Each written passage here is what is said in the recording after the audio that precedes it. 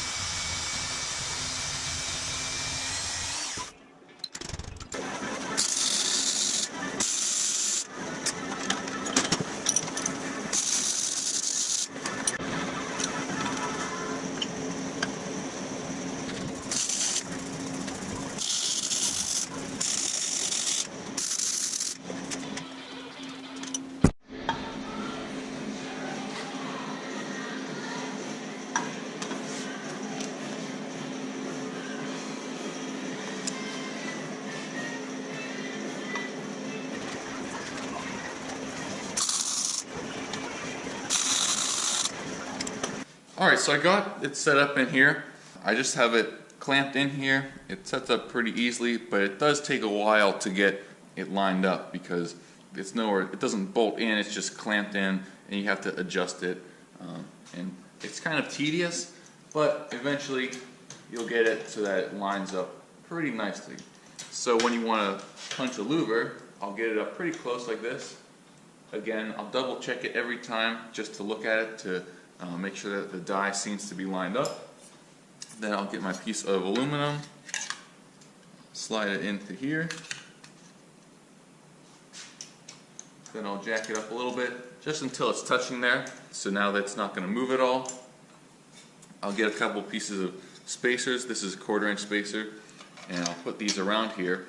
This will keep everything flat once I press it through. If you don't have anything supporting it like this, it'll warp the actual piece of metal that you're punching. So now that that's set up, I can jack it up. So just shear it through, and now continue down until it flattens out on these 2 wood pieces, and that'll keep my piece nice and flat. Then I can loosen up the jack here, and I'm not quite done yet.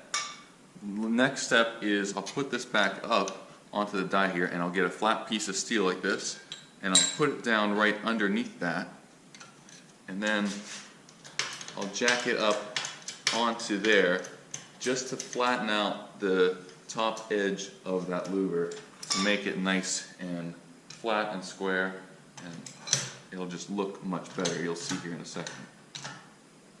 Not really putting any pressure on there, just enough to flatten it out.